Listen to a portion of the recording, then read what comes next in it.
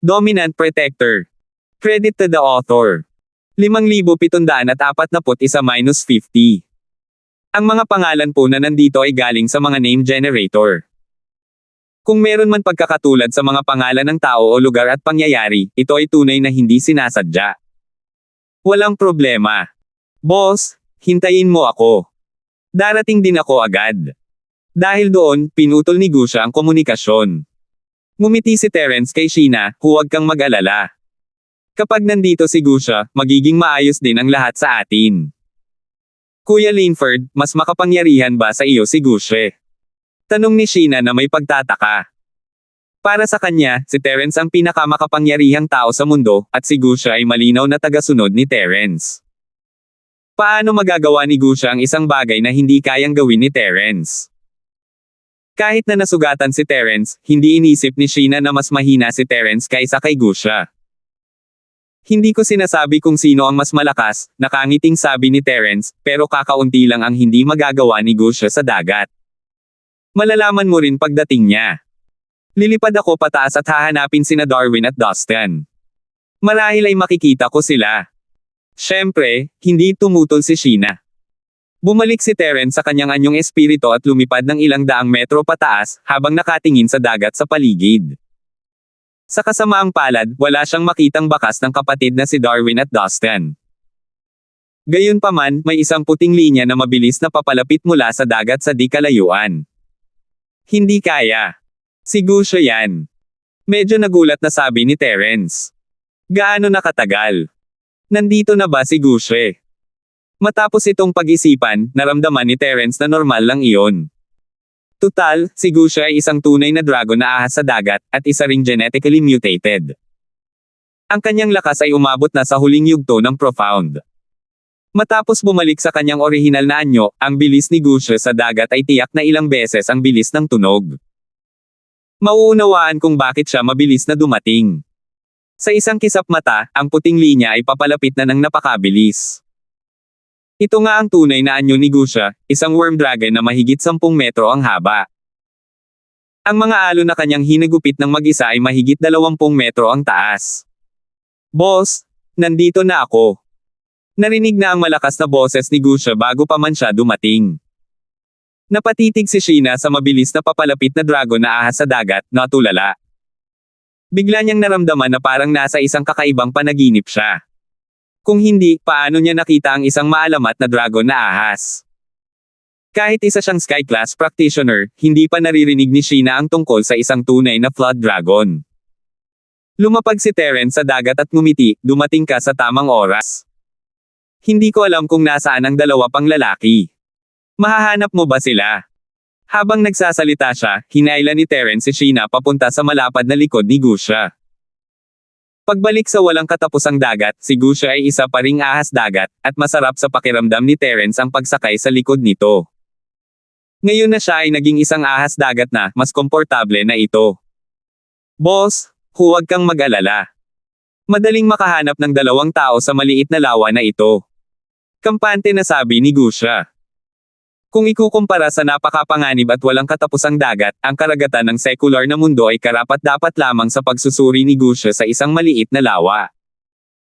Panatag na panatag si Terence matapos marinig iyon. Sumandal siya sa likod ni Gusha at nagpahinga sandali. Bahid ng pag-aalala ang sumilay sa mga mata ni Sheena. Nagsimula siyang makaramdam na hindi maganda ang kalagayan ni Terence. Naalala niya ang mga tagubaylang ibinigay sa kanya ni Terence bago ito nahulog sa dagat. Nahulaan niya na malamang na malubhang nasugatan si Terence. Nakakalungkot na walang magawa si Sheena para kay Terence. Kung nandito lang si Jelay, baka matulungan niya si Terence gamit ang kanyang mga kasanayan. Siyempre, ang hindi alam ni Sheena ay ang pinsala ni Terence ay nakakasira sa kanyang espiritu, at kahit ang arts ni Jelay ay hindi siya matutulungan. Matapos huminahon sina Terence at Sheena, inilubog ni Gusha ang kanyang ulo sa tubig at nagpakawala ng isang ungol. Lumikha ng isang malaking alon ang sound wave, ngunit mabilis itong humuupa. Pagkalipas ng 10 segundo, itinaas ni Gusha ang kanyang ulo at humajejek, "Boss, ang mga halimaw sa dagat dito ay talagang mahina.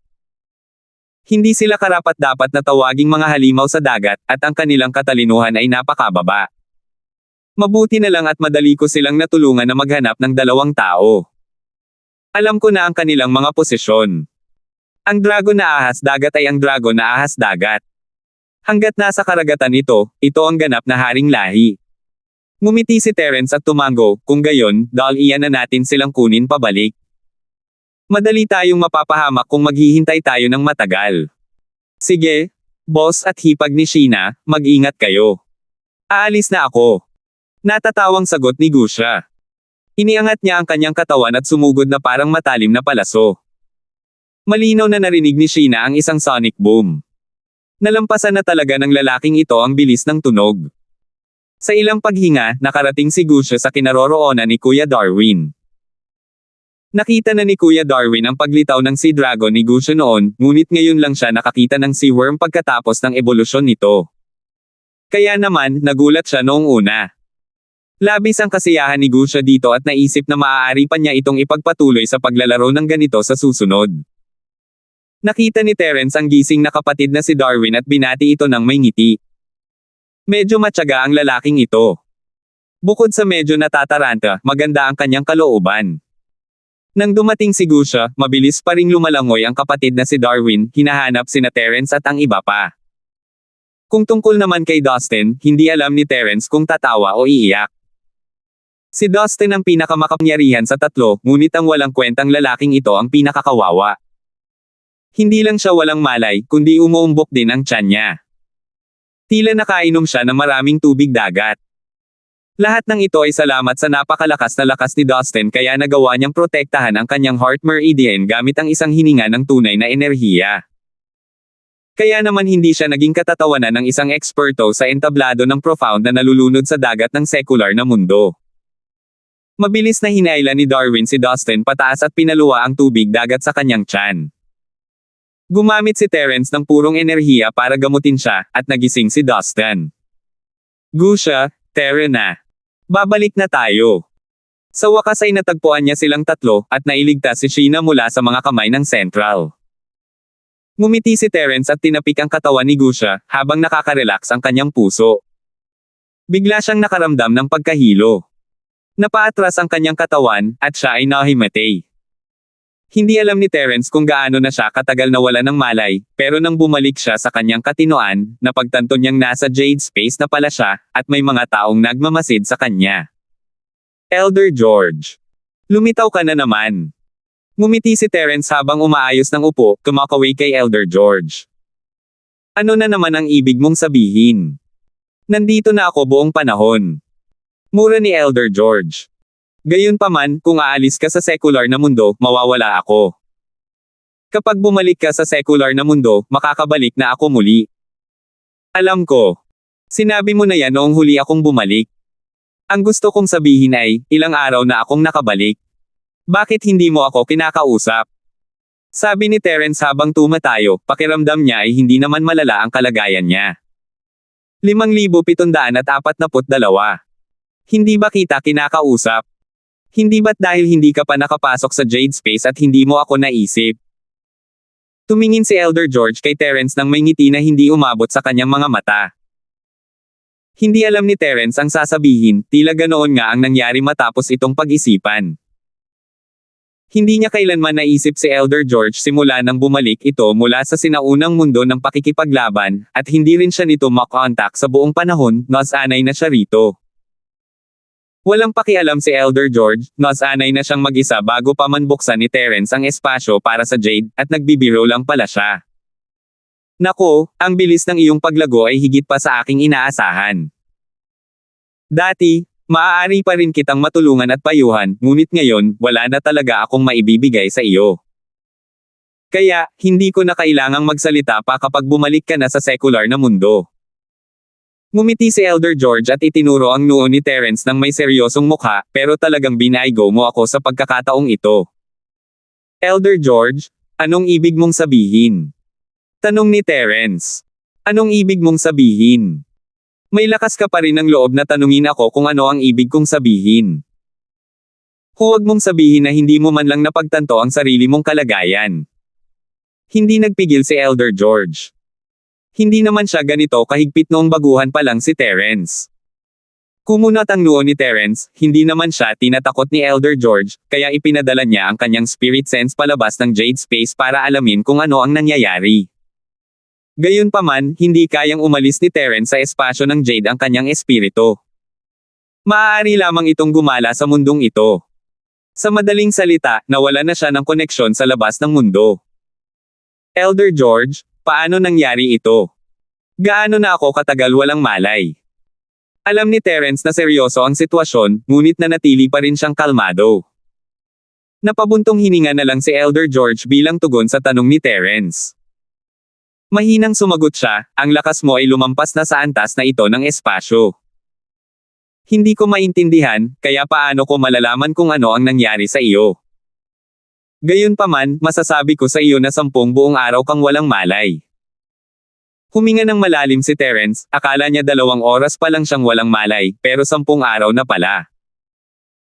Kailangang malaman ng isa na si Terence mismo ay isang espiritu ng Yuan, at ngayong ang kanyang espiritu ng Yuan ay nasa espasyo ng Jade, hindi ba't nangangahulugan iyon na tuluyan nang nawala ang espiritu ng Yuan sa mundo ng mga mortal? Elder George, gaano man ako kalakas, isa pa rin akong junior sa harap mo. Maaari ba tayong mag-usap ng maayos? Sabi niya, mapait na ngiti ni Terence. Tanging si Elder George lamang ang makakatulong sa kanya na maunawaan ang sitwasyon.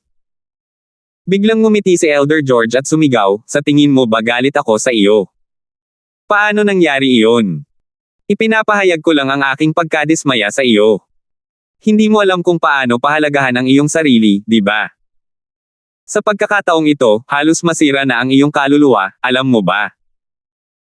Kung hindi lang dahil sa katotohanang kumain ka ng isang espiritual na prutas at mayroon ka pang bahagi nito na hindi pa napino, tapos ka na sana. Nangangahas ka pa ring gawin ito kahit na umalis na ang iyong sinaunang espiritu sa iyong katawan. Sa tingin mo ba talaga ay hindi ka matatalo? Medyo natarante si Terence. Nakaramdam siya ng kaunting takot matapos marinig ang mga salita ni Elder George. Muntik na talaga siyang mamatay, at lahat ng ito ay salamat sa Spirit Sense Fruit na nagligtas sa kanyang huling pagkakataon. Marahil ay dahil naging maayos ang lahat noon, si Terence ay halos walang talo bilang isang espiritu ng Yuan, maliban sa maikling panahon nang siya ay bumalik. Nakalimutan niya na ang isang espiritu ng Yuan ay talagang napakahina, at ang pinsalang natamo nito ay 10 beses o kahit 100 beses kaysa sa pisikal na katawan. Hindi na madali para sa kanya ang mabuhay pa. Elder George, alam kong mali ako. Masyado akong naging pabaya sa pagkakataong ito. Ano na ang sitwasyon ko ngayon? Paano ako aalis sa espasyo ng Jade? Masunuring inamin ni Terence ang kanyang pagkakamali. Si Elder George ay kanyang guro at kaibigan, kung tutuusin, at hindi naman naramdaman ni Terence na isa siyang guro sa harap niya. Mas mukha siyang isang junior. Sumanghel si Elder George, malamang ay nailabas na niya ang lahat ng kanyang itinatagong sama ng loob pagkatapos ng tawag kanina lang, at iyon ay dahil nag-aalala siya kay Terence. Wala siyang pakialam kung ibang tao iyon. Gusto mo bang tumakas pagkatapos mong marinig ang pangungulit ko? Sinasabi ko na sayo, hindi ganoon kadali. Bulong ni Elder George sa sarili matapos kumalma ng matagal, saka seryosong sinabi, napakaswerte mo, bata. Noong una, tuluyan nang bumagsak ang kaluluwa mo matapos kang mawalan ng malay, pero pinrotektahan ng natitirang mga spirit fruit ang pinagmumulan ng kaluluwa mo. Hinaila ka rin ng Jade Space gamit ang lahat ng lakas nito, kaya hindi ka agad namatay. Nawala na ba ang aking primordial spirit body? Biglang bumilis ang tibok ng puso ni Terence. Ito ang balitang pinakainaalala niya at ang pinakaayaw niyang marinig. Ang lakas ng espiritu ni Terence sa Jade Space ay wala pang 6 hanggang 7% ng kanyang pinakamataas na lakas. Kahit na umalis siya sa Jade Space, ang lakas ng kanyang espiritu ay lubos na mababawasan. Pero may magandang balita si Elder George na ibinigay sa kanya. Hindi, ang kaluluwa mo ay nasa labas pa rin ng mundo. Masasabi kong ang swerte mo ay talagang hindi kayang paniwalaan. Bukod sa mga prutas na may sentido espirito, maaari mo ring gamitin ang damo na may sentido espirito para pinuhin ang iyong kaluluwa. Dagdag pa sa katotohanan palagi kang may perpektong tagumpay, ang iyong kaluluwa ay mas malakas kaysa sa mga nasa parehong ranggo. Ang iyong kaluluwa ay halos kasing siksik ng katawan ng isang cultivator. Noong nawalan ka ng malay, kahit papaano ay naiwan mo ang iyong kaluluwa sa labas ng mundo. Nakahinga ng maluwag si Terence. Hanggat naroon pa rin ang espiritu ng Yuan, hindi gaanong bababa ang kanyang lakas. Higit sa lahat, dahil nasa labas ang espiritu ng Yuan, mahihimatay lang siya, hindi mawawala. Kahit papaano ay makakaramdam ng kaunting ginhawa ang mga tao sa labas. Kung biglang mawawala si Terence, malamang mabaliw sina Jelay, Zyrene, at ang iba pa. Elder George, ano na ang dapat kong gawin ngayon? Maaari mo ba akong hayaang makipag-usap sa sinaunang espiritu sa labas? Sinubukan ulit ni Terence, ngunit hindi pa rin siya makakonekta sa labas ng mundo. Humingi siya ng payo kay Elder George. Nagkibit balikat si Elder George nang walang magawa, wala akong magagawa tungkol dyan.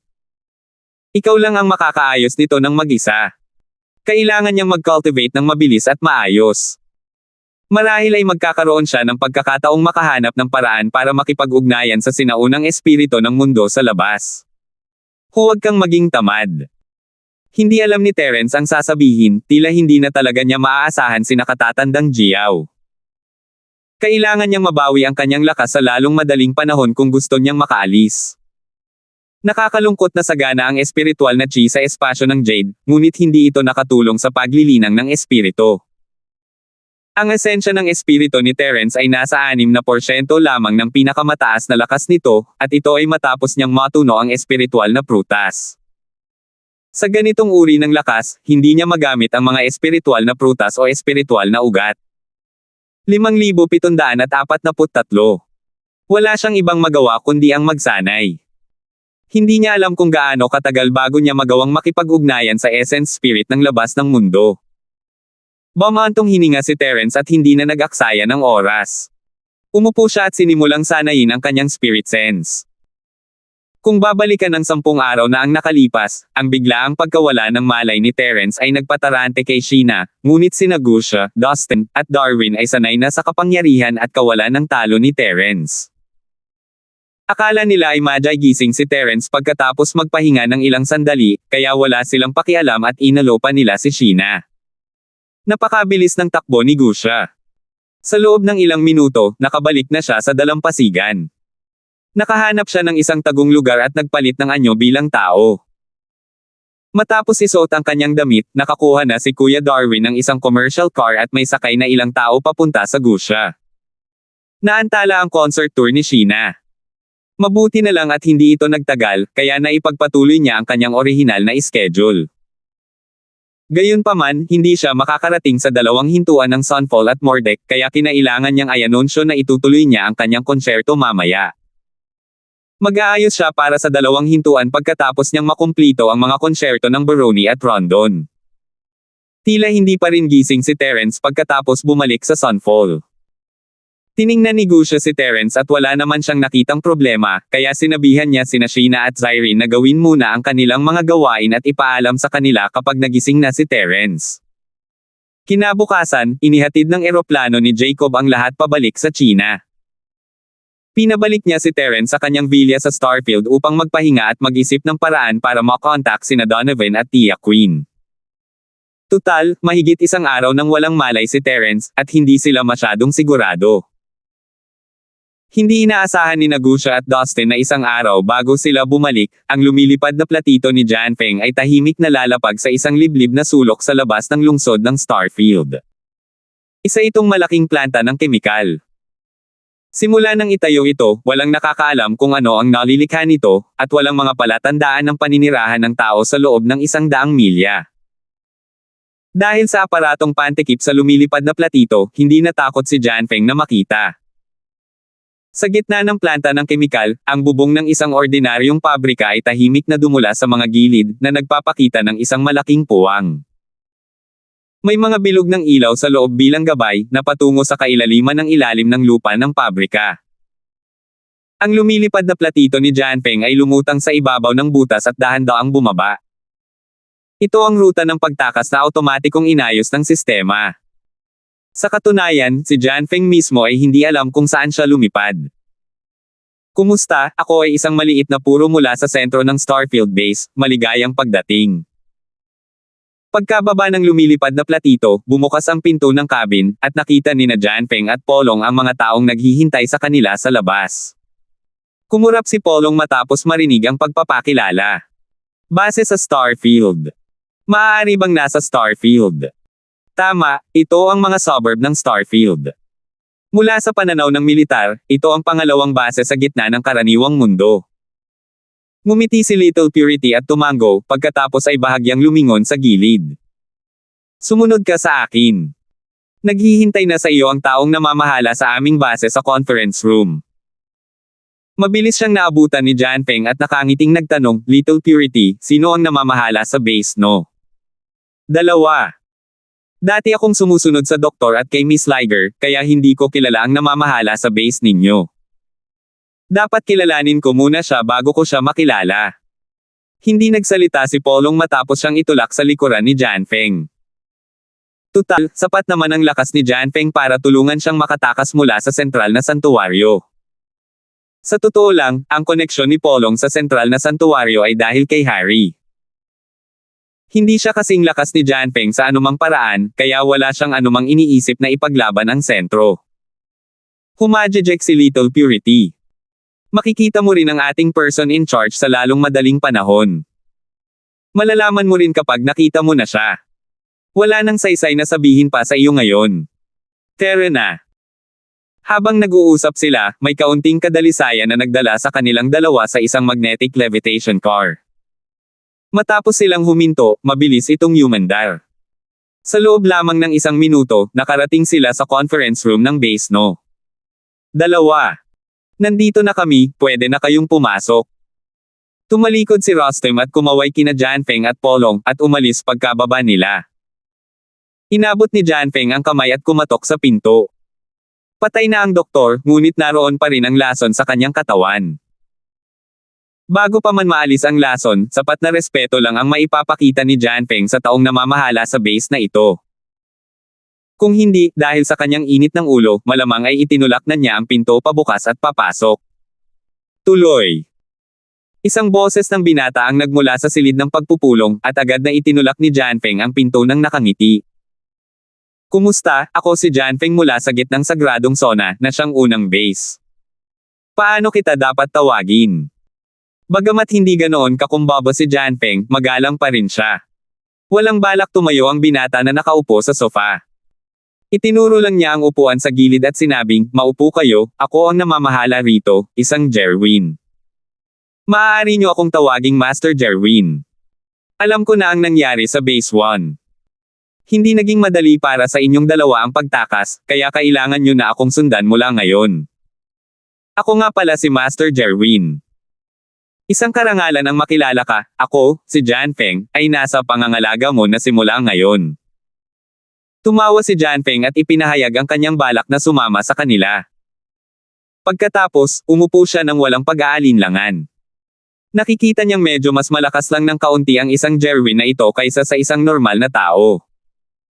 Walang anuman ang lakas niya, kaya naman hindi niya namamalayang minamaliit niya ito. Hindi umupo si Polong, puno ng pagkagulat ang mukha. Master Jerwin. Kilala kita. Dati kang isa sa 4 na batang amo ng Starfield, at ako si Polong. Hindi mo alam ito, pero ikaw ang idolo ko noon pa man. Hindi ko inaasahan na makikita kita ngayon. Isa talaga itong karangalan.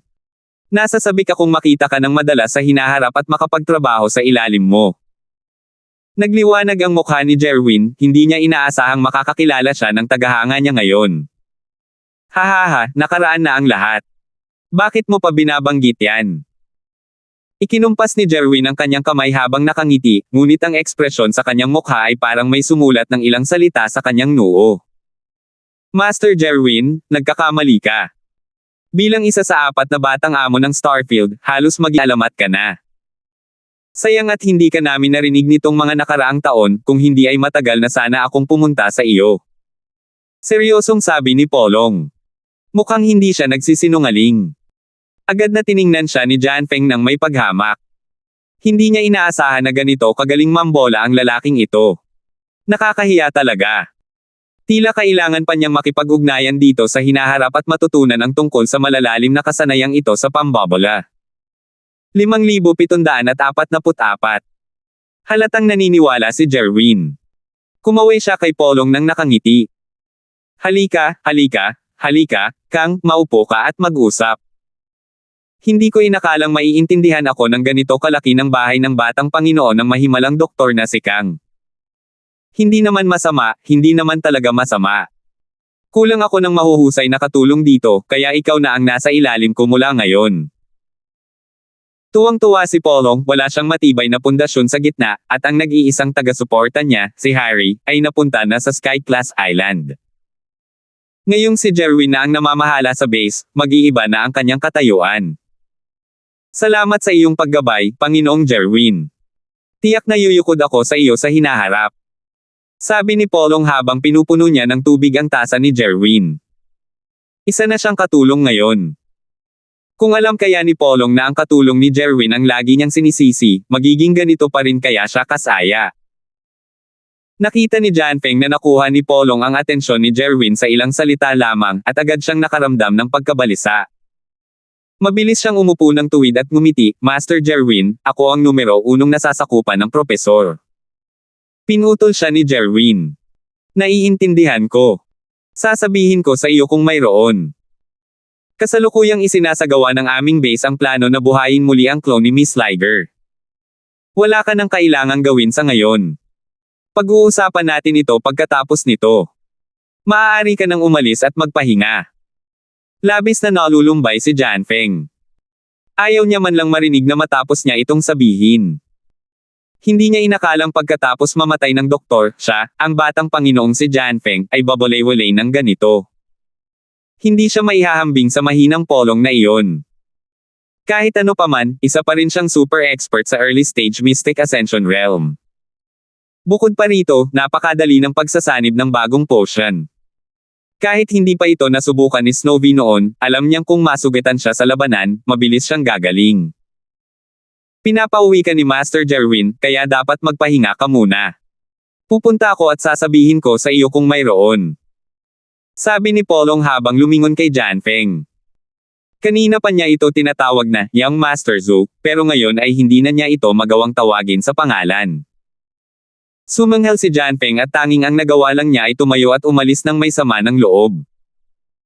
Kung hindi dahil sa lason sa kanyang katawan, hindi sana niya kailangang magtiis ng ganito kalaking galit. Hindi niya alam kung ang mga genetic cells na mabilis na nakakabawi mula sa mga pinsala ay kayang alisin din ang lason. Sa kasamaang palad, hindi pa niya ito makumpirma. Hindi pa nangangahas si Janfeng na saktan ng isang Jerwin. Ang salamin ng doktor ang pinakamaganda, kung maaari lang sana siyang ipanganak muli. Habang abala si Jerwin sa pagbuhay kay Kimi, wala pa ring malay si Terence. 10 araw na noon. Ibinaba ni na Jacob at ng iba pa ang kanilang mga trabaho at nagtipon sa villa, hinihintay ang paggising ni Terence. Nakakalungkot na mas mataas ang posibilidad na may isa pang taong walang malay sa villa. Walang nakakaalam na kakagising lang ni Terence, pero hindi siya makausap ang mundo sa Jade Space, kaya mahimbing pa rin ang tulog ng kaluluwa niya. Nag-cultivate si Terence sa Jade Space ng ilang oras, ngunit wala siyang nakitang progreso. Ang chi sa Jade Space ay walang epekto sa kaluluwa at espiritu ni Terence. Pero hindi magamit ni Terence ang mga prutas na may kakayahang makaramdam ng espiritu at damo na may kakayahang makaramdam ng espiritu, kahit na nasa harap niya lang ang mga ito. Nakatingin lang siya. Nakakadismaya. Hindi niya kayang patatagin ang kanyang sinaunang espiritu sa espasyo ng Jade, kaya hindi niya ito matiis. Elder George, mayroon ka bang anumang mga pamamaraan sa paglilinang ng mga pandaman ng espiritu na maaari kong matutunan? Lumingon si Terence kay Elder George, na nalulumbay. Hindi pa sistematikong sinanay ni Terence ang kanyang espiritu noon. Sa Sky Class Island, ginamit niya ang kanyang katawan para mapataas ang kanyang antas ng espiritu, ngunit pagkatapos niyang mapunta sa sinaunang mundo ng pakikipaglaban, ang kanyang espiritu ay higit na umaasa sa damong espiritu at sa espiritu ng higanteng buhayan na kumakain ng langit. Hindi marami ang talagang nagsanay sa kanilang sarili. Siyempre, ito rin ay dahil si Terence ay walang kumpleto at mataas na antas ng pamamaraan sa pagsasanay ng espiritu at espiritu. Alam niyang walang kakayahan si Elder George sa larangang ito, kaya casual na nagtanong na lang siya. Nakakita na ako ng mga pulubi dati, pero ngayon lang ako nakakita ng pulubi na may dalang golden ball, natatawang sabi ni Elder George. O tanga. O sadyang tanga ka. Hindi alam ni Terence ang sasabihin, ano ang pinagkaiba. Tila galit pa rin si Elder George dahil matagal na niya itong hindi nakausap. Tumawa si Elder George kay Terence ng ilang sandali bago naging seryoso, bata, hindi mo talaga alam na nasa Treasure Mountain ka. Hindi mo ba alam na ang battle technique para makuha ang kayamanan ng langit na iyong nililinang ay isang tunay na dekalidad na cultivation technique? Hindi, ang pagsasabi na ito ay isang dekalidad na cultivation technique ay isang pagmamaliit sa heaven-seeking fortune battle technique na ito. Gamit ang cultivation technique na ito, bakit ka pa maghahanap ng cultivation technique para malinang ang iyong espiritual na pakiramdam? Ang teknik sa labanan gamit ang pagsamsam ng kapalaran sa langit ay kayang linangin ang sinaunang espiritu at banal na sentido. Gulat na tanong ni Terence. Hindi niya pa ito naisip noon, pero ngayong nabanggit na ito ni Elder George, tila posible na nga. Ang essence spirit ni Terence ay palaging mas malakas kaysa sa ibang mga cultivator na nasa parehong antas. Akala niya ay ganoon na siya, ngunit ngayong naisip niya ito, napagtanto niya na marahil ito ay dahil sa mga taktika sa labanan para sa kapalaran ng langit. Sayang at hindi kumpleto ang skill. Bagamat pinagsama niya ito sa sining ng Dragon Mastery at napunan ang mga kulang na bahagi, hindi talaga pinag-aralan ni Terence ang mga huling bahagi ng skill. Huwag mong isipin na hindi kita kilala dahil lang sa natutulog ako. Huwag mong kalimutan na magkaugnay ang ating mga puso. Kapag bumalik ka na sa secular na mundo, malalaman ko ang lahat ng iyong naranasan. Pinaikit ni Elder George ang kanyang mga mata, bagamat kamangha-mangha ang iyong paglaki, tanungin mo ang iyong sarili kung nalinang mo ng maayos ang pamamaraang ito ng paglilinang na sumusuway sa langit. Naaalala kong ipinaalala ko sa iyo ang kahalagahan ng pamamaraang ito bago ka pumasok sa Sky Class Island. Namula si Terence. Hindi sinabi ni Elder George, pero alam ni Terence ang ibig niyang sabihin.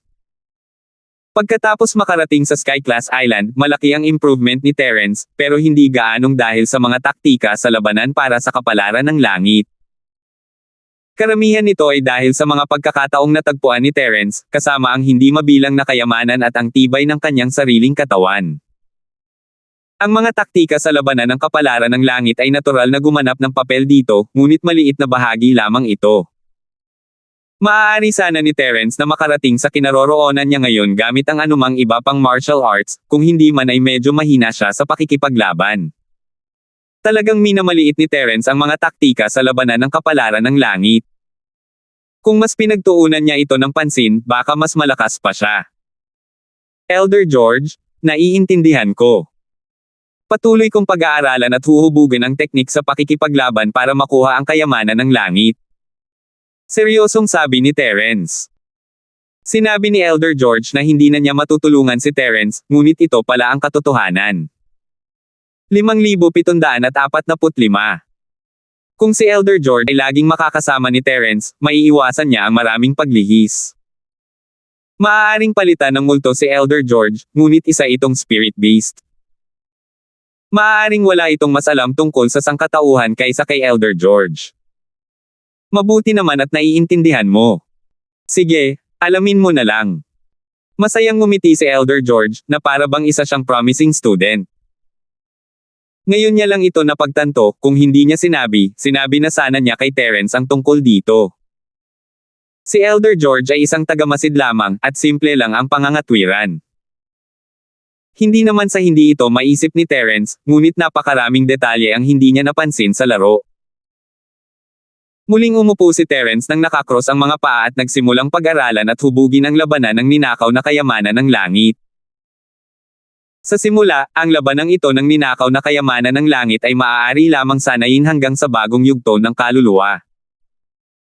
Ang titulo ng sektang Terius bilang numero 1 bagong cultivator ng kaluluwa ay nakamit sa pamamagitan ng labanang ito ng ninakaw na kayamanan ng langit. Sa kasamaang palad, ang hindi kumpletong labanan ng ninakaw na kayamanan ng langit ay hindi nakatulong sa kanya na lalong umunlad.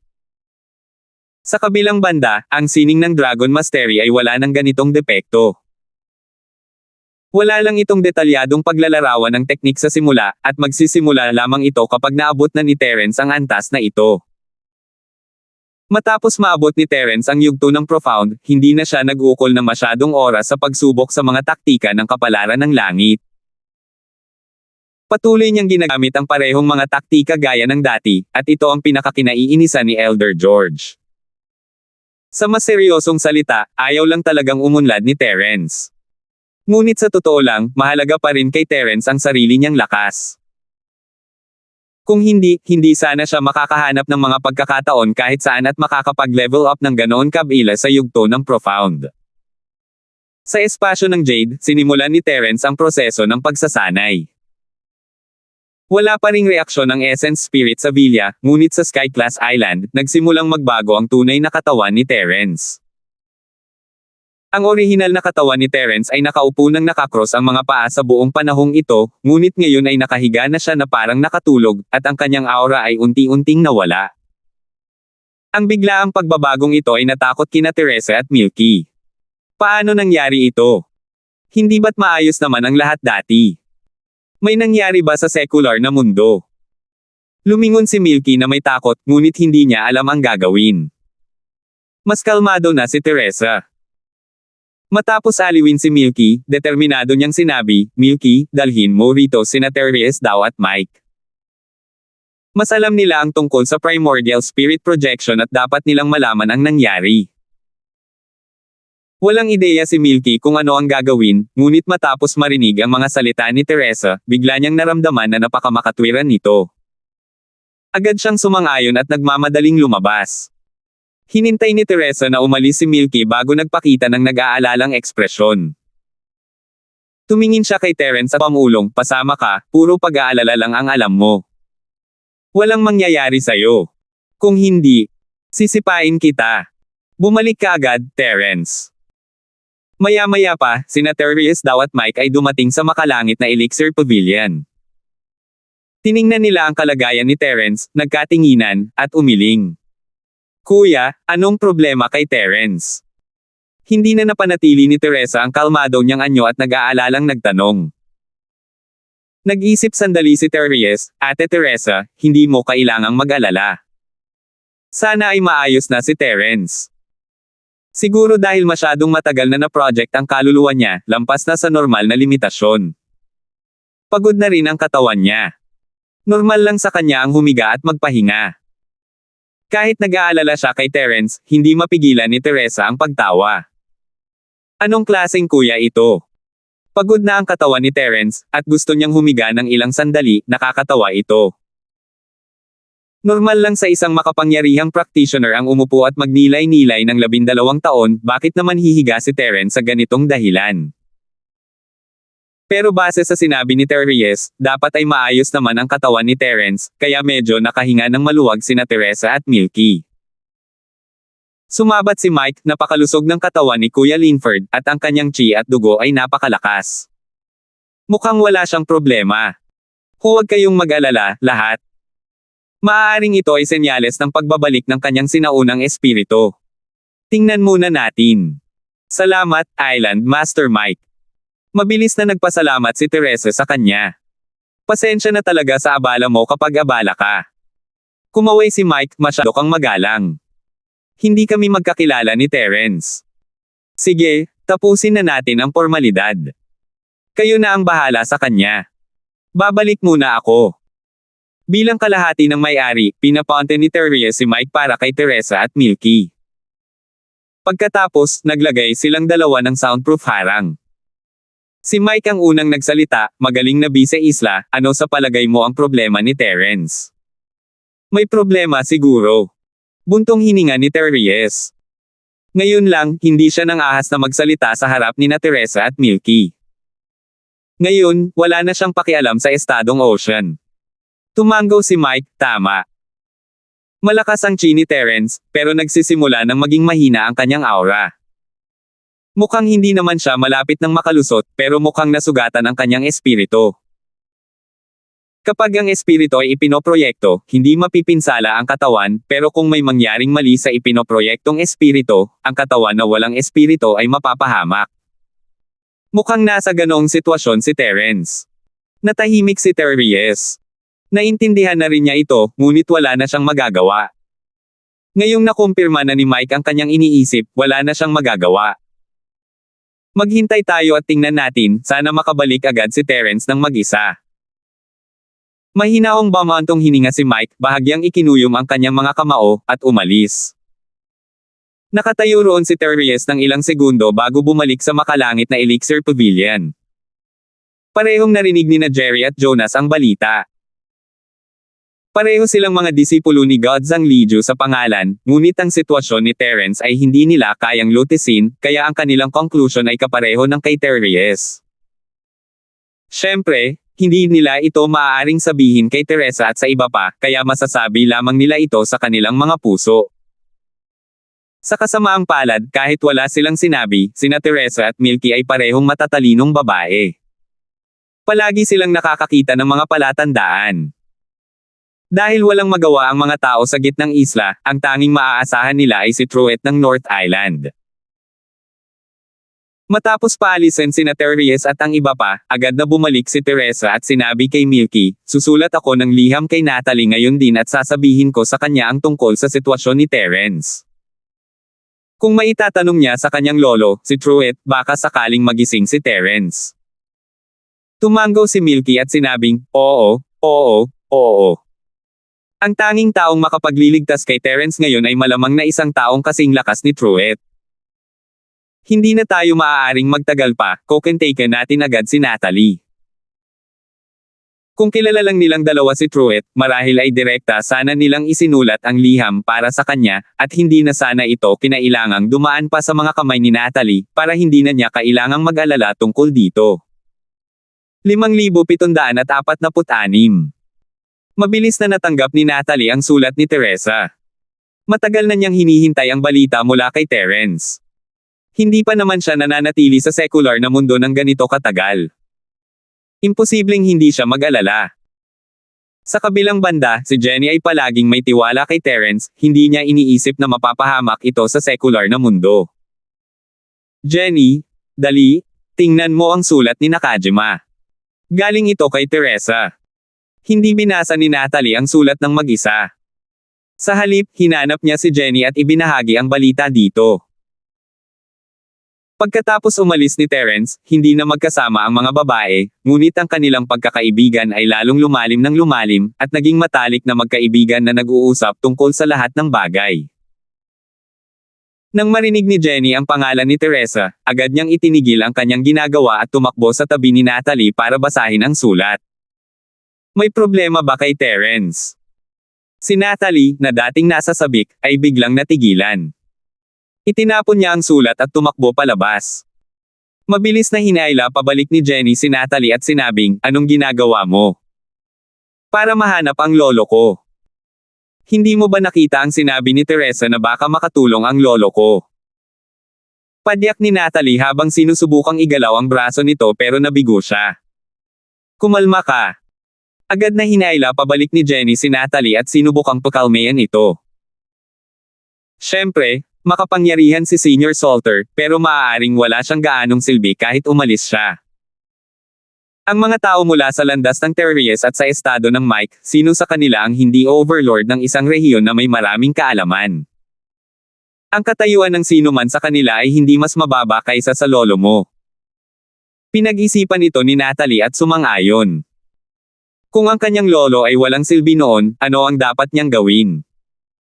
Jenny, ano sa tingin mo ang dapat nating gawin? Makikinig ako sa'yo. Tinatimad na isipin ni Natalie iyon. Gayunpaman, kay Jenny, na maihahambing sa isang supercomputer, wala na siyang kailangang gawin.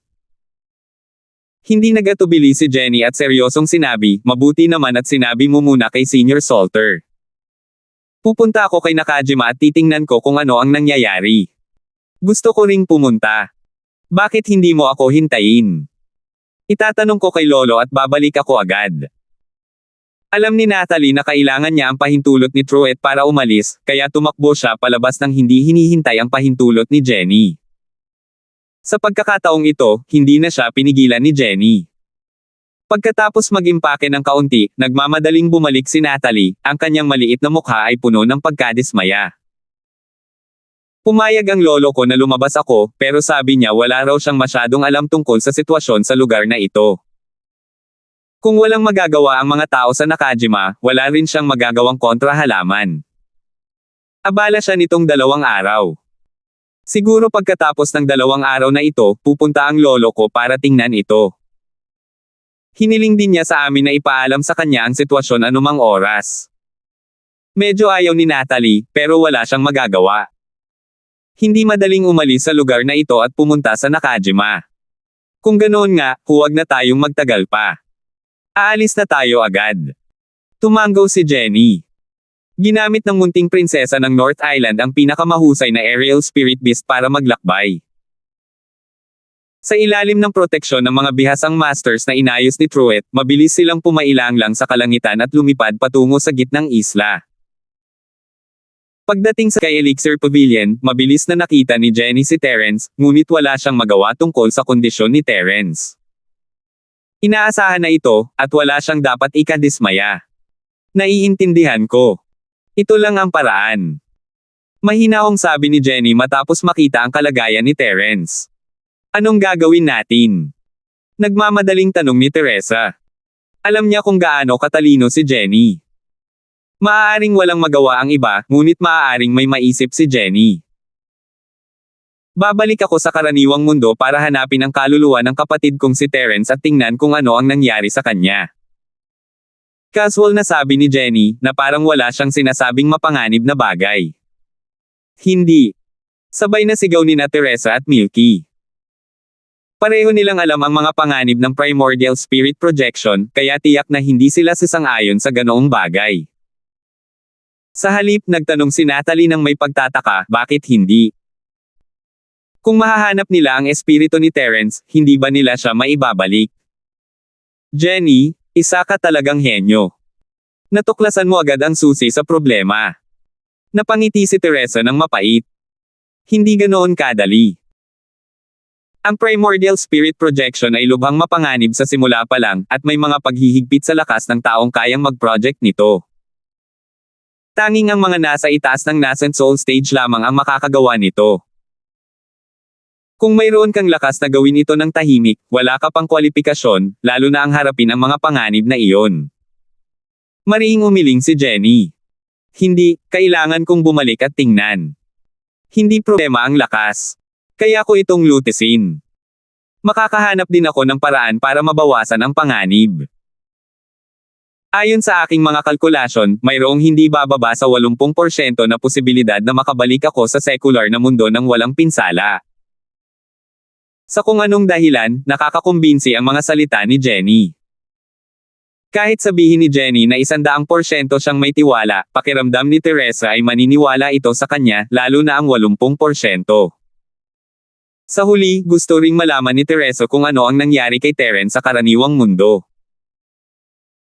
Dahil determinado si Jenny na pumunta, at may kumpiyansa siyang hindi siya masasaktan, walang dahilan para pigilan siya ni Teresa. Naiintindihan ko. Hahanapin ko si Island Master Mike at hihilingin sa kanya na mag-ayos ng isang essence spirit projection. Gayunpaman, Jenny, kailangan mong mangako sa akin na walang mangyayari sa iyo. Seryosong sabi ni Teresa. Kung maaari lang, gusto niyang pumunta sa mundo ng mga mortal para hanapin si Terence, ngunit wala siyang kumpiyansa na gawin iyon. Kay Jenny lang niya maaasahan. Kumuha si Jenny ng malambot na baluti mula sa kanyang bag at ipinakita ito kay Teresa. Pagkatapos, seryoso niyang sinabi, siguradong magiging maayos ako, dahil matagal ko nang pinaghahandaan ang pag-alis sa mundo ng mga mortal. Bago pa man makapagsalita si Teresa, nagtanong si Milky, Jenny, ano ang silbi ng malambot na baluti na ito? May kaugnayan ba ito sa pagpapakita ng sinaunang espiritu? Tama, hindi ko alam kung kailan babalik si Terence, kaya naisip ko na lang itong malambot na baluti. Kung may pagkakataon ako, makikipaglaro ako sa kanya sa common world, at magiging kapaki-pakinabang ito sa pagkakataong ito. Tumanggaw si Jenny at itinuro ang isang bilog na nakausli sa dibdib ng malambot na baluti. May panloob na kaibuturan dito ng isang spirit beast. Ito ang susi sa pagpapakita ng primordial spirit. Naramdaman ito ni Teresa sandali at napagtanto, ito ang panloob na kaibuturan ng isang spirit beast sa tuktok ng bagong soul realm.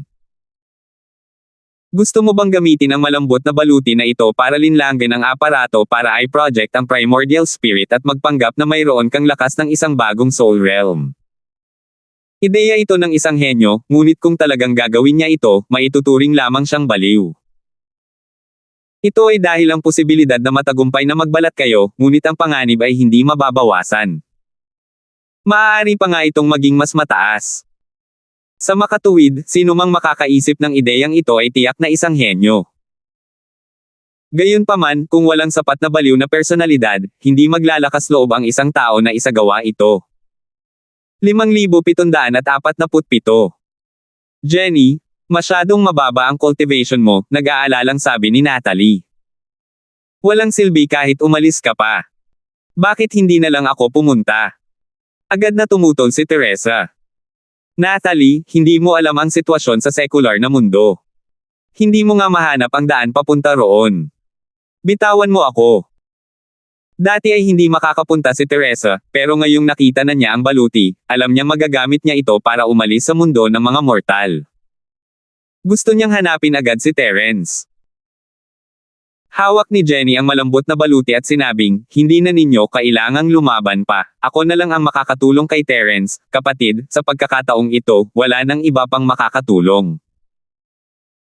Isa pa, itong malambot na baluti ay ginawa ko para sa aking sarili, hindi ninyo ito magagamit ng husto, at mataas ang posibilidad na mabaigo kayo.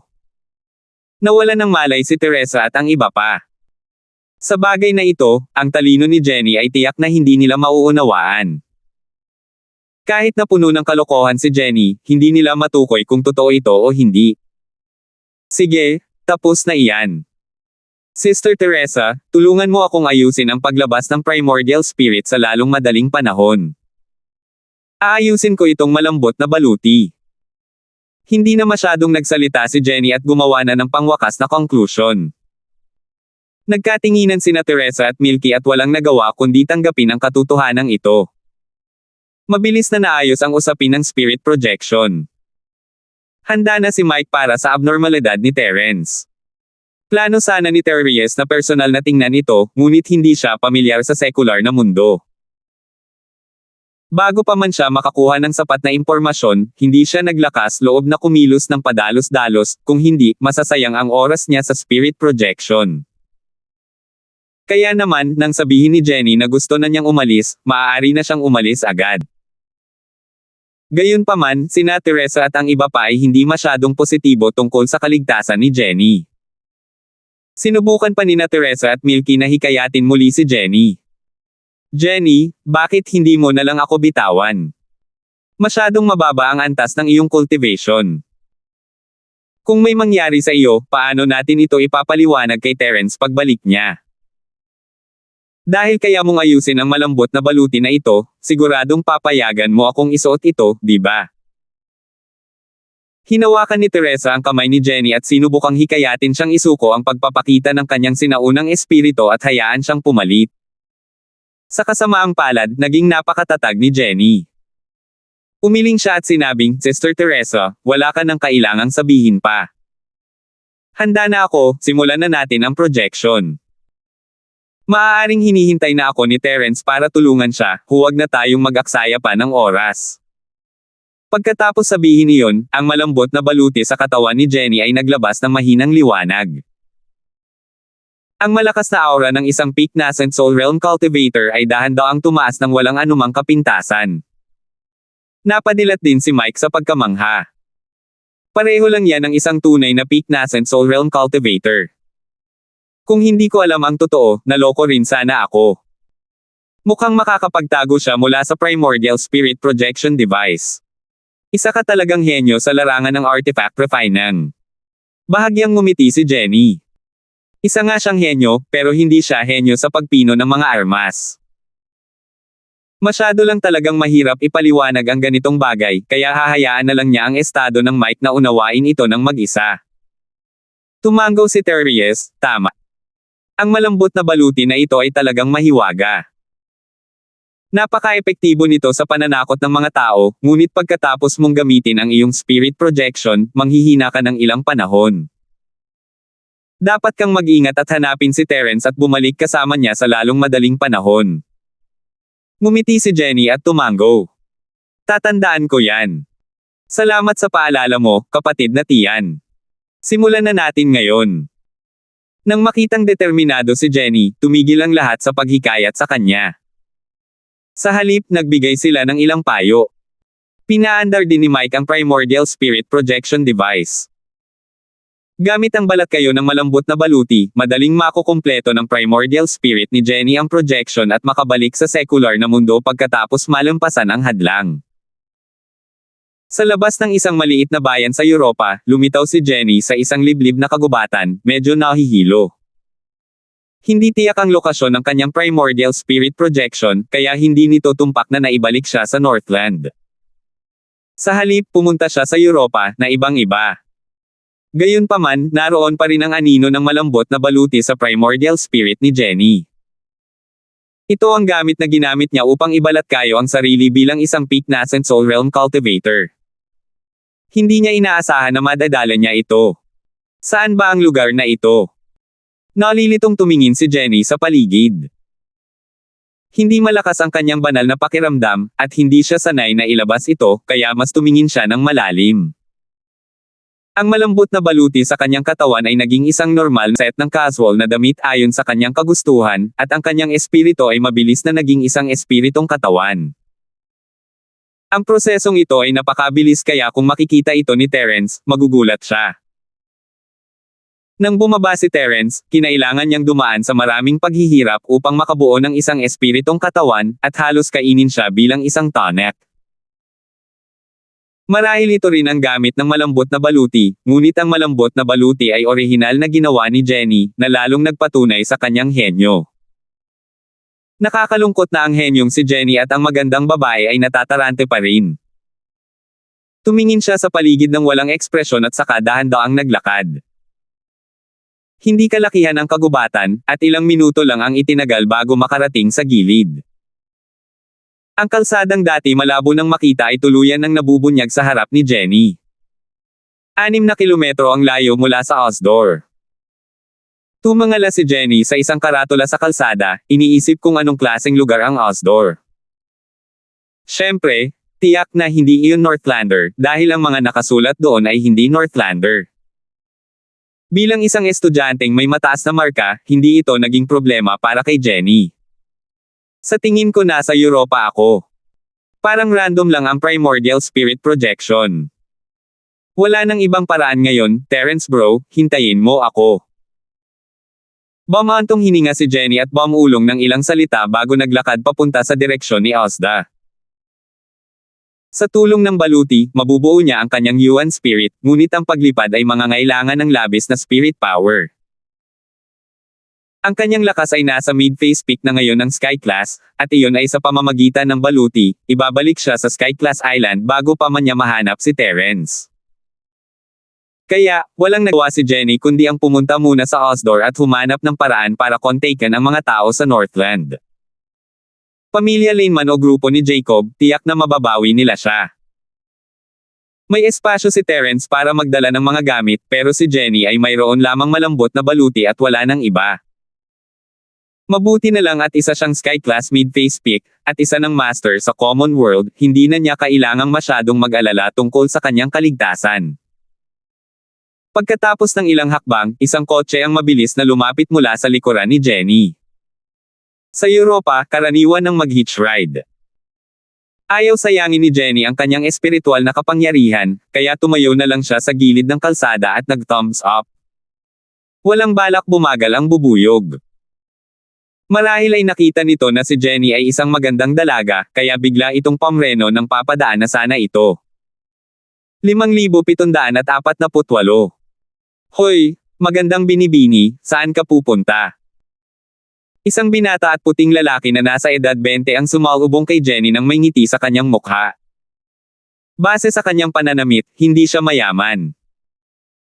Si Bumblebee ay isa lamang ordinaryong modelo at halos hindi maituturing na isang katamtaman hanggang mababang uri sa Europa. Gayunpaman, ang ekspresyon ng lalaking ito ay nagpapakita sa kanya na parang isang mayamang pangalawang henerasyon. Ang tanging kulang na lang ay ang salitang Gusto kitang sampelan na nakasulat sa kanyang mukha. Karangalan ninyo po iyon. Bahagyang pinaikit ni Jenny ang kanyang mga mata at nagpakita ng isang hindi kakapinsala at inosenteng ngiti. Pupunta ako sa Osdor, na nasa harap. Maaari mo ba akong ihatid? Siyempre, walang problema. Sakay ka na sa kotse. Sabi ng binata na may mainit na ngiti. Binuksan niya ang pinto ng passenger seat para kay Jenny, ngunit nabuksan na ni Jenny ang pinto ng backseat at umupo. Bahagyang natigilan ang binata, ngunit hindi na siya nagsalita pa. Napangiti na lamang siya ng alanganin, yumuko para isara ang pinto ng passenger seat, at saka tinapakan ang accelerator. Ako si Johansson. Paano kita matatawag, magandang binibini? Sadyang binigala ng binata ang takbo ng kanyang sasakyan, na kalahati lang ng bilis na dala niya, para may oras siyang lumingon at makausap si Jenny. Pwede mo akong tawaging Lane, walang pakialam na sabi ni Jenny. Ah, sige. Pakiling ang iyong ulo at tumingin sa kalsada habang nagmamaneho. Salamat. Isang sakay lang iyon, at walang balak si Jenny na kausapin si Johansson. Matapos niya itong paalalahanan, lumingon siya sa bintana. Ilang minuto lamang ang inabot ng 6 na kilometrong paglalakbay. Pagdating nila sa Osdor, naghiwalay na sila ng landas. Huwag kang mag-alala, Lane, natatawang sabi ni Johansson, magaling akong magmaneho. Walang gaanong sasakyan sa kalsadang ito, kaya magiging maayos din ako. Nakatira ka ba sa Osdor? O nandito ka ba para maghanap ng makakasama o para maglakbay? Nandito lang ako para mamasyal, walang pakundangan na sagot ni Jenny. Swerte mo kung gayon. Ako ang pinakapamilyar kay Osdor.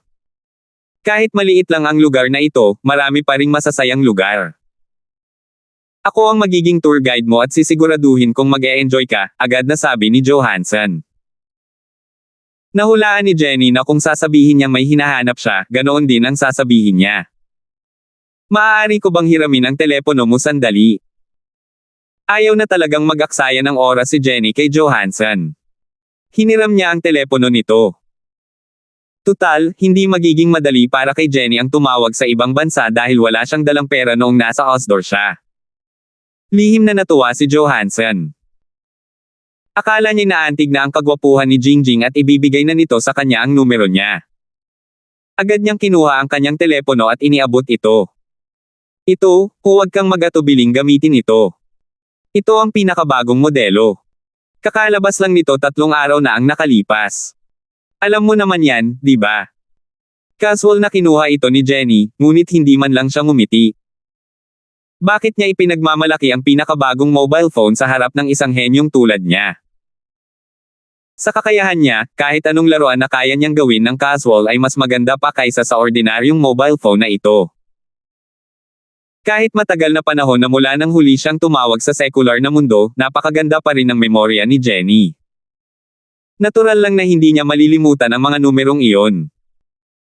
Gayunpaman, pagkatapos ng tawag, naabisuhan siya na ang teleponong ito ay hindi pinapayagang tumawag sa ibang bansa. Hindi nakapagsalita si Jenny. Hindi niya inaasahan na makakaharap niya ang ganitong bagay. Tila isang ang kawawang si Johansson na mahilig magyabang. Espesyal pa nga niyang nilagyan ng ganitong restriction. Kalimutan mo na yan, mag-iisip ako ng paraan kapag nasa Osdor na ako. Inihagis niya ang kanyang telepono sa passenger seat at mahinahong tumingin sa bintana. Sa harap ni Terence at ng mga taong kilala niya, inosente at dalisay siya, ngunit ngayong nag-iisa na siya sa Europa, unti-unting nagising ang kanyang nakatagong personalidad bilang si Jasmine Lane. Nang makitang walang kausap si Jenny sa telepono, naisip ni Johansson na tama ang hula niya. Interesado nga ang babae sa kanya, kaya ibinigay niya rito ang numero ng telepono niya. Sinilip niya ang perpektong mukha at katawan ni Jenny sa pamamagitan ng rearview mirror, at nagsimulang bumilis ang tibok ng kanyang puso. Mga 3 kilometro pa rin ang layo niya mula sa Osda, at hindi na siya makapaghintay na makabalik sa bayan. Pinahihit niya ang manibela at nagmaneho papunta sa kakahuyan sa gilid. Bahagyang kumunat ang noo ni Jenny at lumingon kay Johansson. Hindi ka ba pupunta sa outdoor? Bakit ka lumihis sa pangunahing landas? Mahal kong Lane, lahat tayo ay matatanda na. Dahil lahat tayo ay may gusto sa isa't isa, hindi mo kailangang mahiya. Komportable ang kotse ko. Siyempre, mas lalo kitang papagaanan. Natatawang sabi ni Johansson. Gayunpaman, gustong-gusto talagang basagin ni Jenny ang mukha niya gamit ang talampakan ng sapatos nito. Kahit ang isang hanggal ay alam ang ibig sabihin ng mga tahasang salitang iyon. Sabi ni Jenny nang may nagyayelong ekspresyon, itigil mo ang sasakyan. Kung hindi, pagsisisihan mo. Hahaha, Lane, ang cute-cute mo. Sa tingin mo ba magagawa natin yan dito? Makikita mo pa rin naman yan sa kabilang kalsada, mas nakatago yan kung papasok ka. Siyempre, kung gusto mo rito, ayos lang din. Wala akong tutol, at pangako kung hindi mo pagsisisihan yan. May palihim ng ngiti si Johansson sa kanyang mukha at sadyang binaluktot ang ibig sabihin ni Jenny. Sa kanyang palagay, nagkataon lang na pumunta si Jenny dito para maglaro at naiwan niya ang numero ng telepono nito sa telepono niya. Malinaw na hindi ito isang makalumang babae. Hindi naman magiging problema kung dadalhin siya sa kagubatan para maglaro. Kahit ayaw ni Jenny, wala pa rin sa kanya iyon. Nasa sona na niya si Johansson, at gusto na niyang halayin si Jenny. Biglang tumahimik si Jenny at malamig na tumingin kay Johansson. Kung gusto niyang patayin ang ugok na ito, magagawa niya ito sa isang pitik lang ng daliri niya. Kahit hindi masyadong nagsasanay si Jenny, malakas pa rin siya. Biglang nakaramdam ng panlalamig si Johansson sa kanyang puso. Bagamat hindi niya lubos maintindihan, ayaw niyang magpatuloy sa pagmamaneho.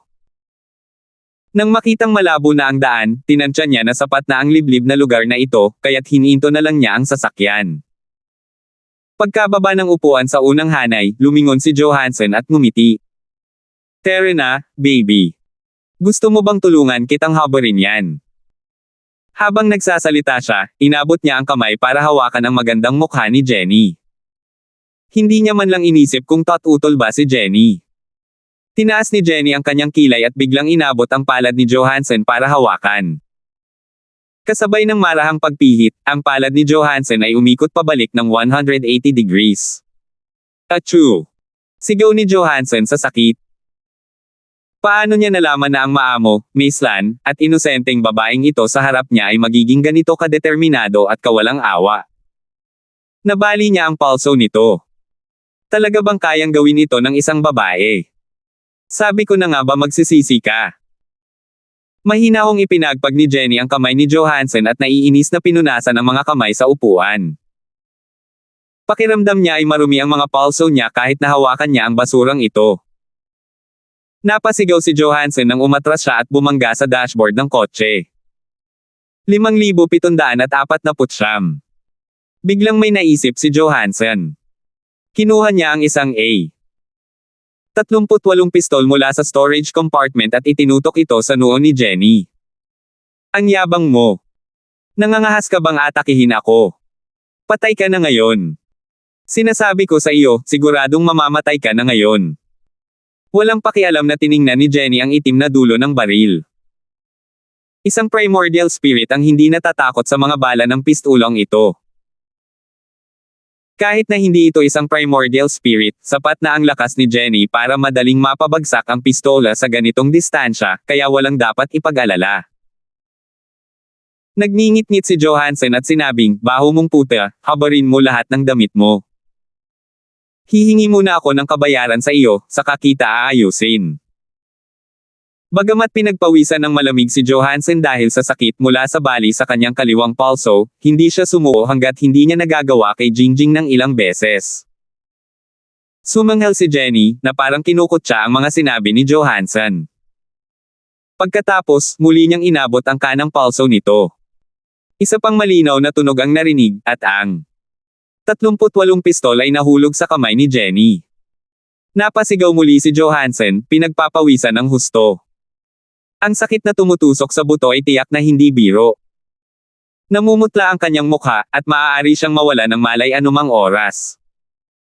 Gusto lang kitang turuan ng leksyon, pero hindi naman masama ang kakayahan mong galitin ako.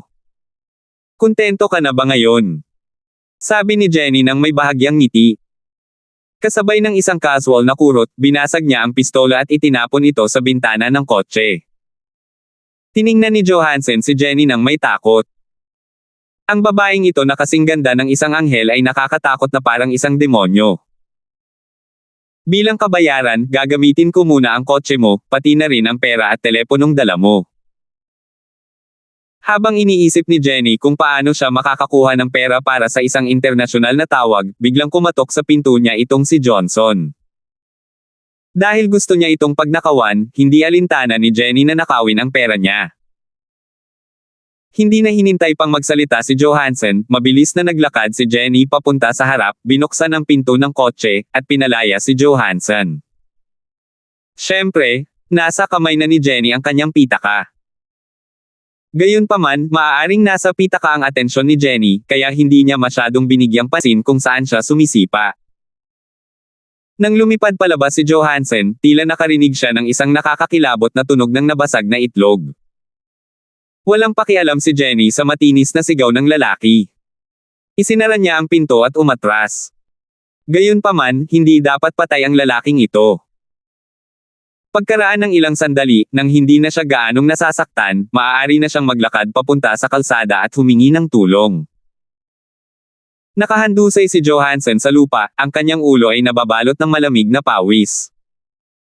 Ang kanyang katawan ay nakakurba na parang hipon habang pinapanood ang kanyang sasakyan na mabilis na umatras sa kawalan ng pag-asa. Hindi niya inaasahan na ang isang tila ordinaryong gawain ay haantong sa ganito. Biglang hininto ni Jenny ang sasakyan at inilabas ang kamay sa bintana. May hawak siyang isang supot ng puting pulbos. Ito ang pinakaabala ni Johansson, isang bag ng heroin. Ang pistola mula kanina ay nakalagay kasama ng heroin. Nagkataong nakita ito ni Jenny sa bukas na lalagyan. Bigla niyang naramdaman na masyado siyang naging mabait kay Johansson. Halatang halata na hindi niya kayang ubusin lahat ng droga. Siguradong nagdadala ng droga si Johnson kaya may baril siya. Hindi niya lang inaasahan na ang lalaking ito ay may balak na maghanap ng babae habang nagdadala ng droga. Karapat-dapat lang talaga siyang malas. Nang makita ang puting pulbos na bumubuhos mula sa transparent na supot sa kamay ni Jenny at kumakalat sa hangin, labis na nawala ng pag-asa si Johansson. Kahit ang sakit ng pagkabasag ng kanyang mga buto ay hindi maihahambing sa sakit ng panunood sa lahat ng nangyayari. Kung wala ang mga bagay na iyon, may tatago lamang niya ang kanyang pangalan at makakatakas. Kung hindi, tiyak na mamamatay siya sa mas miserableng kamatayan. Matapos mailabas ang droga, nagpatuloy si Jenny sa pagmamaneho. Kung tungkol sa buhay o kamatayan ni Johansson, wala siyang pakialam. Para sa isang basurang tulad niya, mas makakabuti para sa mundo kung mamatay siya. Mabilis silang nakarating sa Asda.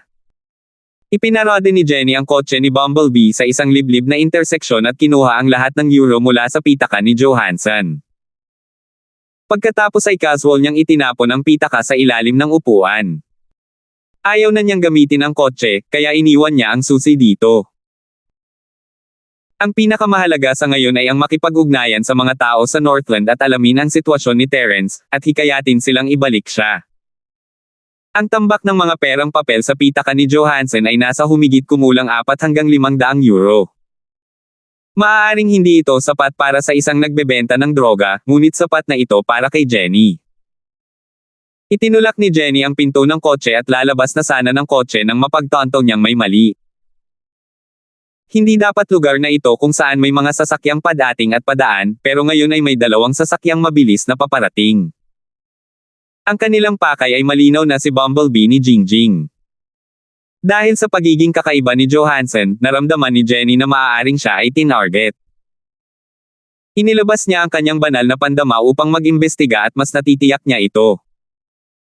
Ang ihilang Europeo sa 2 sasakyan ay pawang may hawak na baril. Napakalaganap ng masasamang puwersa rito. Nangangahas ka bang magdalan si Bat dito sa liwanag ng araw? Mahinang bulong ni Jenny. Ibinaba niya ang kanyang katawan at mabilis na sumugod sa eskinita sa tabi niya. Hindi siya takot sa bala, ngunit takot siya sa gulo. Kahit pa man kung pupuntahan siya ng mga taong ito o hindi, ang pinakamagandang gawin ay ang paalisin sila sa lalong madaling panahon. Tungkol naman sa pagpapatuloy ng pakikipagkarera sa kabilang panig, hindi naman sila parang nasa pelikula. Kailangan ba? Hulihin ang babaeng yan, huwag mong hayaang makatakas. Pagpasok pa lang ni Jenny sa eskinita, may sumigaw at humabol sa kanya. Isang tao iyon mula sa isa sa mga kotse na tumalon palabas. May mga taong pumunta para tingnan ang kotseng iniwan ni Jenny at sumigaw, wala si Johansson, at wala na ang mga gamit niya. Ang pitaka na lang niya ang natira. May kinalaman nga yan sa gago na yan. Nakakainis naman, libreng sakay lang yan, bakit ka ba nanggugulo? Nakatayo si Jenny sa bubong ng isang dalawang palapag na gusali at sumangot habang nakatingin sa iilang taong humahabol sa kanya. Ang katotohanang mabilis silang nahanap ng kabilang panig ay nangangahulugan na malamang na may naka-install na GPS device ang kotse. Malamang ay napansin na nila si Johansson nang lumiko ito sa kakahuyan. Kung hindi, hindi nila matunten si Jenny ng ganoon kabilis. Kung lumihis sila sa planong ruta, nangangahulugan ito na may nangyaring aksidente. Bagamat malapit na silang bumalik sa Osdor, hindi sila nagkita sa napagkasunduang lugar. Magiging kakaiba kung hindi sila pupunta upang mag-imbestiga. Hindi ba't isa lang itong supot ng puting pulbos? Kailangan pa bang gumawa ng ganito kalaking ingay? Umiling si Jenny sa paghamak. Ang supot na iyon ng mga bagay ay nasa humigit kumulang 100,000 hanggang 200,000 euros lamang. Sa paningin ng panganay na anak na babae ng pamilyang Lane, syempre, wala lang iyon. Gayunpaman, para sa mga lalaking ito, tiyak na hindi ito isang maliit na halaga. 5,750. Sa itsura pa lang, hindi sila susuko hanggat hindi nila natatagpuan si Jenny. Bukod pa rito, tila napakalakas ng mga taong ito sa lugar na ito. Walang nang-ahas na magsalita kahit na may hawak silang baril sa liwanag ng araw. Hindi nag-alala si Jenny na mahuhulog siya sa kanilang mga kamay. Ayaw lang niyang sayangin ang oras. Kaya naman, palihim na pumasok siya sa bahay na nasa ilalim ng kanyang mga paa at naghanap ng telepono para makausap. Bago siya palihim na pumasok, ginamit ni Jenny ang kanyang banal na sentido para siguraduhing walang tao sa loob. Ang kanyang banal na sentido ay higit pa sa sapat para makayanan ang isang napakalapit na lugar. Sa una niyang tawag, hindi na niya tinawagan pabalik ang bahay ni Lane. Kung ikukumpara sa relasyon niya kay Terence, ang bahay ni Lane kung wala siya ay malayong maging kasing lakas ni na Jacob at Celestino, kaya tinawagan niya ng direkta si Celestino. Nagkaroon na sila ng mga transaksyon sa negosyo noon, kaya naalala niya ang numero nito. Pagkatapos ng ilang sinagot na ng kabilang linya. Hello, sino po to? Nagsalita si Celestino sa Ingles dahil ipinapakita ng numero na ito ay mula sa Europa. Akala niya ay may naghahanap sa kanya mula sa pamilyang Buffon. Si Celestino. Ako si Jenny. Siyempre, walang problema si Jenny sa pakikipag-usap sa Ingles. Gayunpaman, dahil ang dalawang Northlander ay nasa telepono, kinailangan niyang magsalita sa wikang Northlander. Tila natigilan sandali si Celestino bago sumigaw, Jenny. Jasmine. Hindi, Kipag, nakabalik ka na rin ba? Kilala nilang lahat kung sino si Jenny, at nang marinig ang boses nito, agad na natuwa si Celestino.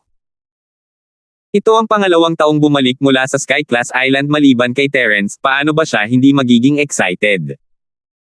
Hindi na nagpaligoy-ligoy pa si Jenny at direktang nagtanong, nasaan si Terence, bro? May problema ba sa kanya? Hipag Jenny, alam mo ba? Tama, mahigit 10 araw nang nasa koma ang amo. Kahit wala namang sugat, hindi pa rin siya nagigising. Hipag, nasa Europa ka ba ngayon? Maaari ka bang bumalik sa lalong madaling panahon at mag-isip ng paraan? Hindi nag-aksaya ng oras si Celestino. Ipinaliwanag niya ng maikli ang sitwasyon at tinanong si Jenny kung maaari na itong bumalik. Bumalik si Jenny mula sa Sky-class Island ng mga oras na ito, alam niyang bumalik siya para kay Terence nang hindi man lang nagtatanong. Kung hindi, hindi sana niya itatanong kung may nangyari kay Terence. Mahigit 10 araw nang walang malay si Terence, kapatid. Wala ka bang reaksyon? Kumunat ang noo ni Jenny. Naiintindihan naman kung bakit walang malay ang katawan ni Terence sa Sky-class island dahil ang kanyang espiritu ay naiproject sa mundo ng mga mortal, pero ano ang ibig sabihin ng kawalan ng malay ng kanyang espiritu sa mundo ng mga mortal? Mukhang magiging abala ito, pero base sa sinabi ni Celestino, maayos naman ang yuan spirit ni Terence, wala lang malay. Ano man ang mangyari, kailangan muna nilang makita si Terence. Celestino, nasa lugar ako ng Aldo sa Europa. Galing ako sa Sky-class island, kaya wala akong dalang kahit ano. Maghanap ka ng paraan para makabalik ako. Hindi kailangang maging magalang sina Jenny at Celestino. Pareho silang mga tao ni Terence, at ang pagiging magalang ay magpaparamdam sa kanila na malayo sila sa isa't isa. Sige, hipag, sandali lang. Titingnan ko. Pagkatapos sabihin iyon ni Celestino, nagsimulang tumunog ang keyboard bago siya nagpatuloy, hipag, tiningnan ko na ang Aldos. Maliit na bayan lang ito, pero 150 kilometro lang ang layo mula sa Sunfall. Medyo matatagalan bago ako magpadala ng tao doon. Kung mas madali para sa iyo, pwede kang pumunta sa Sunfall para hanapin sina Zyrene at Sheena. Dapat ay nakabalik na sila sa Sunfall para sa isang konsyerto. Nasa Europa rin ba si Zyrene? Medyo nagulat si Jenny, kung ganoon nga, mas madali sana kung makakabalik kasama si Zyrene. Tutal, hindi naman ordinaryong bituin si Zyrene. Tama. Si hipag na si Zyrene ay panauhin sa konsyerto ni Sheena. Ikaragdagang konsyerto si Sunfall sa pagkakataong ito. Mahaba ang kwento, kaya pwede natin itong pag-usapan mamaya. Anyway, hipag na Jingjing, basta makakapunta ka kay Sunfall, pwede kang bumalik kasama si hipag na si Zyrene. Wala kang dapat ipag-alala kung sasakay ka sa pribadong eroplano niya, may katiyakang sabi ni Celestino. Dahil sa pinagmulan at reputasyon ni Zyrene, hindi siya masisiyasat o maaabala. Pagkatapos mag-isip, sinabi ni Celestino, kung hindi ka makakapunta, hipag Jingjing, tatawagan ko ang isang tao para sunduin ka sa Osdor, o maaari ka ring dumiretso kay hipag Zyrene. Ayos lang, kaya ko namang pumunta roon. Casual na sabi ni Jenny. 150 kilometro lang ang layo, at 1 o 2 oras lang naman ang aabutin para makarating doon. Kung hihintayin niya si Zyrene, sayang lang ang oras niya. Sige, hipag Jenny, isulat mo muna ang mga numero ng telepono nila. Kokentaken ko muna sila at sasabihin ko sa kanila. Kung maaari, makabubuting bumalik ako agad pagkakita natin. Nag-aalala rin si Celestino para kay Terence. Kung may paraan si Jenny para gamutin si Terence, mas mabuti kung mas maaga. Sayang at wala si Osdor sa sakop ng impluwensya ng pamilyang Buffon. Kung hindi, tiyak na hihilingin ni Celestino kay Kemen na direktang ibalik si Jenny. Dahil sa kanilang kooperasyon at sa katayuan ni Kemen bilang kalahating disipulo ni Celestino, hindi dapat maging problema ang maliliit na bagay na ito. Ibinaba ni Jenny ang tawag matapos niyang kabisaduhin ang mga numerong ibinigay sa kanya ni Celestino. Kumuha siya ng €100 at inilagay ito sa tabi ng kanyang telepono. Ito ang bayad para sa internasyonal na tawag. Kung tungkol sa kung sobra ba ito, hindi iyon ang inaalala ni Jingjing. Gayunpaman, ang lahat ay ginagawa lang naman, kaya hindi mahalaga. Hindi pa huli ang lahat para kontaken si Zyrene pagkatapos nilang makarating sa Blue Rise. Sa ngayon, kailangan niyang mag-isip ng paraan para makarating sa Blue Rise. Si Jenny, na malapit nang lumabas ng bahay, ay biglang nakaramdam ng kakaibang kilati. Para bang may paparating na banta, at ang tanging bagay na maaaring magbanta sa kanya ay tiyak na hindi baril o anumang iba pang sandata. Inilabas niya ang kanyang banal na pandama at natagpuan ang isang nasa katanghaliang gulang na puting lalaking nakaitim na may hawak na espadang hugis krus. Nakatingin siya ng diretso kay Jenny na parang hindi siya mapipigilan ng pader. Kumunat ang noo ni Jenny. Nagkataon lang na may isang taong maaaring magbanta sa kanya na umiiral sa maliit na bayan na ito at mabilis na lumitaw sa harap niya.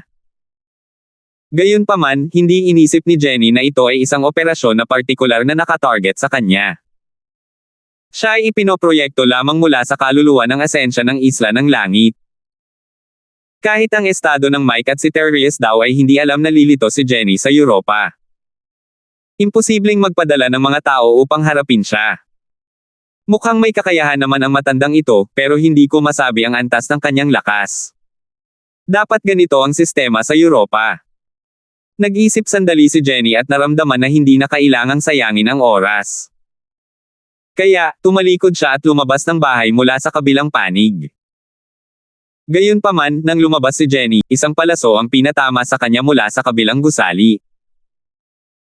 Mayroong mahinang pagbabago-bago ng espiritual na chi sa dulo ng palaso, na sapat na upang saktan ang sinaunang espiritu ni Jenny. Salamat po at sinamahan ninyo ako, ingat lagi mga master.